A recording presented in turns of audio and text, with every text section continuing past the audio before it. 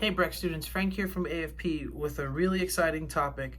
Today we're going to be talking about uh, just the basic things we need to get music recorded. We're going to kind of step away from hands-on work and looking at iOS and OS X GarageBand. We're just going to talk a little bit about just some of the uh, basic th- uh, basic things we need to record music. So the first thing we need is a sound source. And a sound source could be a computer with internal sounds like keyboards or sound effects. It could be an instrument like an electronic keyboard or a guitar, and it could be a voice like a human voice. Uh, it also could be worldly noises and city ambience and nature. And once we've decided what our source is going to be, we need a place to organize the music, like a DAW or some type of location where we could put music together and arrange it, much like the programs that we use, GarageBand, Logic. And lastly, we need an output, and an output is something like a pair of headphones. Let me just grab and show you a pair of headphones, or mixing monitors, or normal speakers, or even a Bluetooth. I never knock that type of stuff. So let's start with the sound source. There's no rules to recording music. There's no rules to getting there's no real solidified rule to getting good music recorded. It's really up to the imagination.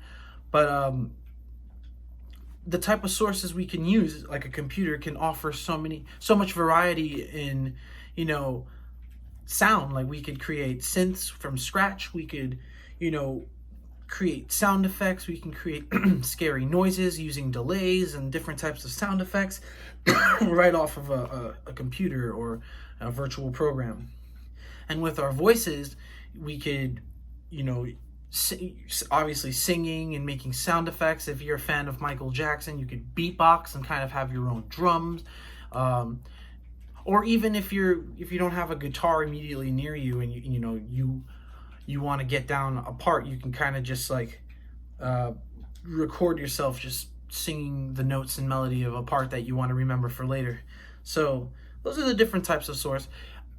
Instruments are also a type of source, like a keyboard, something that you can plug into the ends of your interface, something that can send a signal out and be recorded onto, is a source, a sound source. And a guitar, whether it be acoustic and you're recording in a certain style, like having the microphone in front of the sound hole and another microphone in front of the neck to capture just the whole essence of the acoustic guitar, or an electric guitar with a really basic amp, where you're just putting the microphone in front of the guitar amp and trying to capture a crunchy sound. Those are all examples of sound sources. Right. Now, after we've decided what we're going for as far as recording, and we've already done the steps of knowing what we're going to record, we need to choose where we're going to organize the music. Now, back in the day, let's talk about like the Beatles for a second, and rock and roll in general. Back in the day, you'd go inside of a studio and you would book time, and you would use the gear that's at the studio to record your music, like a mixer. And in the 60s, there was only 4-track mixers. Now today, if we go to our computers, if we go into GarageBand, we can have hundreds of tracks on one project. It could be endless, and both in mono and stereo. Mono being a single signal, and stereo being a left and right signal. And those are the type of that's how far we've come since the 60s. So we have something today that's called a DAW. And you've probably, if you've watched our videos, you've probably heard both me and Barry throw that term around. A DAW is something like Pro Tools and GarageBand and Logic.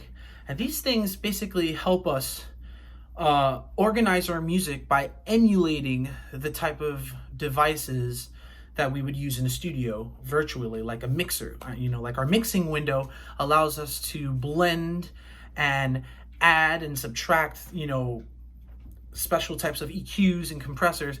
In the 60s and 70s and 80s, you would have to route everything from and from the mixer to control those type of units. So Pro Tools and GarageBand and Logic are just some examples of today that how we can organize our music, at the tip of our fingers. And we also have it on our phones. We have GarageBand for the people who have iPhones.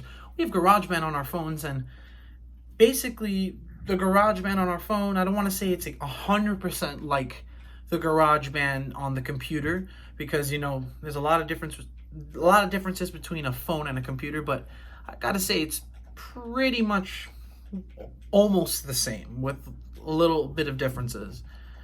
So basically, just to wrap up the whole place that you would organize your music, these DAWs like Pro Tools and Logic and GarageBand just are virtual emulations of recording studios in general.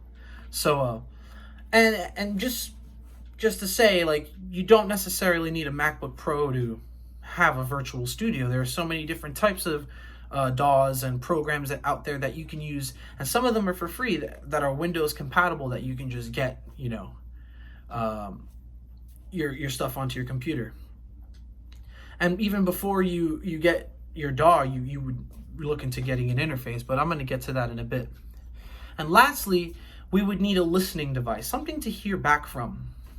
Now, a listening device, like I said earlier, could be just a simple pair of headphones. It could be a small pair of reference monitor or computer monitors. I know, if you're a kid that was born in the 90s, maybe your parents have a pair of computer monitors laying around in the house that you don't use anymore with an aux out. That's a form of a listening device. And a Bluetooth speaker. A lot of my friends and I, we kind of use, when we're done making music, we use any type of listening device, whether it be a crappy pair of Bodega headphones or a little pair of speakers, or even a car radio, with an aux option that you can plug your phone into. A listening device is just anything that gets sound to your ears. So the main purpose behind making this video specifically is I just want to clarify that you don't need a $1 million studio. You don't need to invest in $1 million equipment. And when I say $1 million equipment, I know I'm being a little exaggerant. I'm exaggerating that term. You don't need to go out and spend a lot of money on gear and to get good sound. You can get a simple microphone and a small one-channel interface, and just have your computer nearby, and just to get the simple ideas down. In the next couple of videos, I'm going to be going through the different types of microphones and the different types of audio interfaces, and I'm going to be elaborating more on this video right here. But I'm excited to get into it with you and talk a little more about how to go about starting a studio for those who are trying to get into this and are intimidated by all the little components and all the little parts of building an actual studio. You don't need to worry, because it's really all up to the imagination and what your brain can do, and what it's you really want to make the music. You want to really craft it. You don't want to worry about that stuff until you know how to use the stuff that you have in front of you. So let's get into it. I'm excited to get that to you, that information. All right.